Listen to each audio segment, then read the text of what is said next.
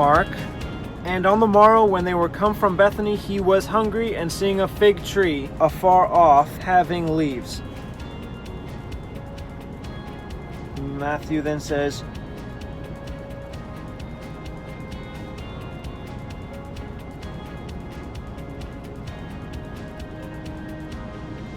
now in the morning,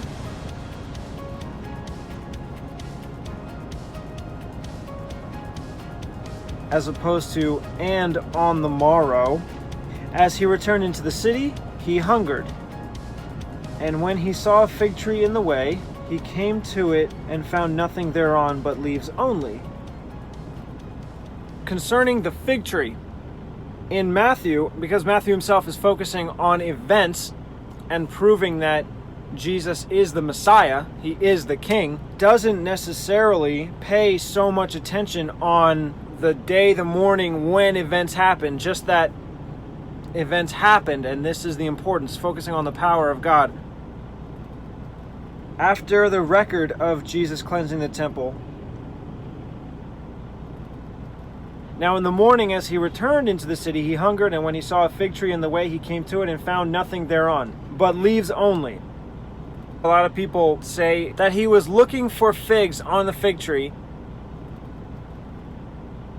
but it wasn't the season of the figs. Even though it wasn't the right season, he cursed it anyway.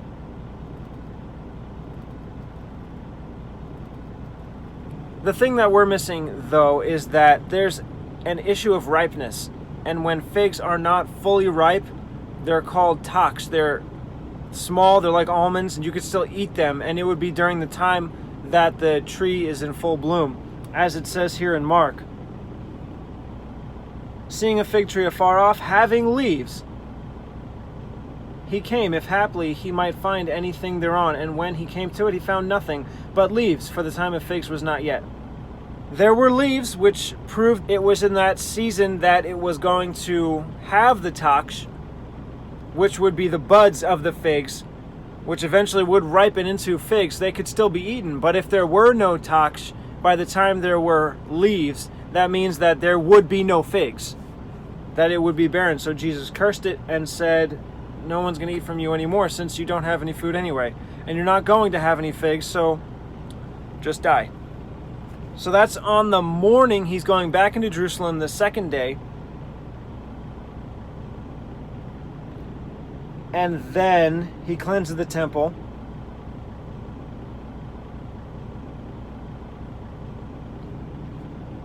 In Matthew it says, and presently the fig tree withered away. Presently, however, in Mark,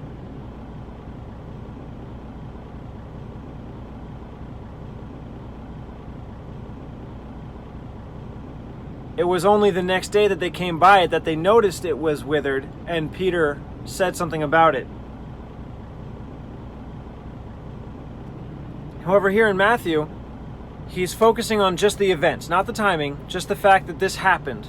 So, the fig tree withered away, and the next verse it says, when the disciples saw it, they marveled, saying, how soon the fig tree withered away. Soon meaning much faster than normal. Without water, it might have taken days or weeks for the fig tree to wither fully. But in order for these two events to make sense, a full day, 1 day for it to wither is extremely fast.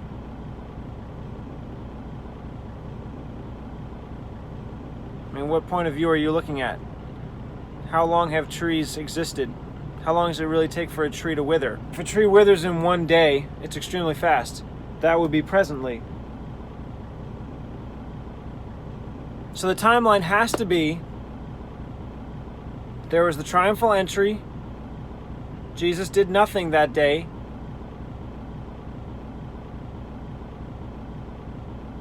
He left. He went back in, on the way back into Jerusalem. He cursed the fig tree and it withered.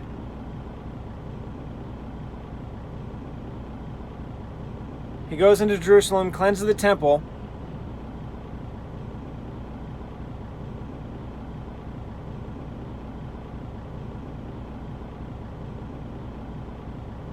Leaves.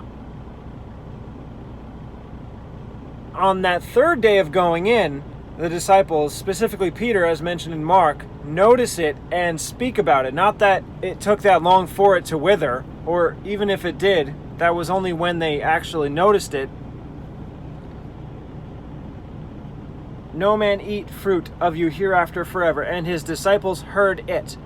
I think that's significant because hearing doesn't necessarily mean they saw the tree as it was withering right in front of Jesus.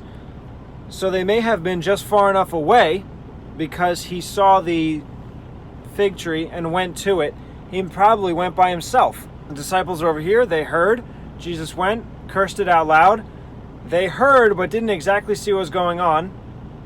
Jesus came back and they went into Jerusalem. On the next day, they come out and they see that the fig tree is withered. And it could have withered before, or it could have taken all that time. But either way, that was when they noticed it, and that was when they said it, as recorded in Mark. That's the timeline that makes the most sense. And I made myself a little timeline here, but it's not really going to help you out because it's not very pretty. And on the morrow, when they were come from Bethany, now in the morning, as opposed to and on the morrow, should I pick between and on the morrow and now in the morning, or should I put them together? And now, on the morrow, in the morning. That sounds like a lot of words. And now, on the morrow, in the morning. I could just put now in the morning. Would that mean I'm cutting out from Mark and on the morrow? I sort of am. I'm going to pick Matthew, now in the morning. Now I'm going to go back to Mark. When they were come from Bethany, now back to Matthew, as he returned into the city. Mark says he was hungry. Matthew says he hungered. I'm going to go with he was hungry. Just sounds better from Mark. He was hungry. Now, I'm going to go back to Matthew. And when, not and seeing, and when he saw a fig tree is in both. In the way, afar off. So afar off is in Mark, in the way is in Matthew. I could put both.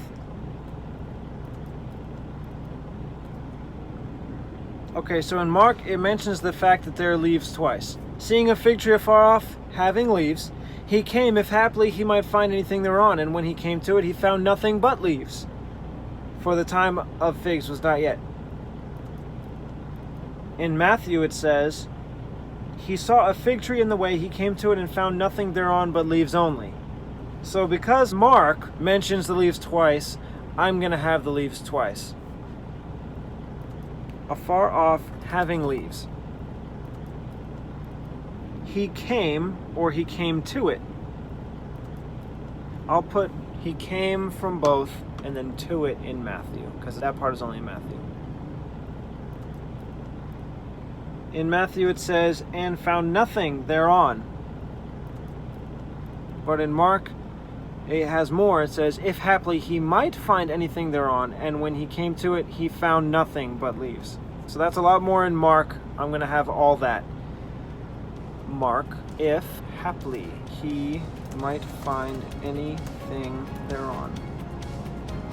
And when he came to it, now both, he found nothing but leaves. In Matthew, he found nothing thereon but leaves only.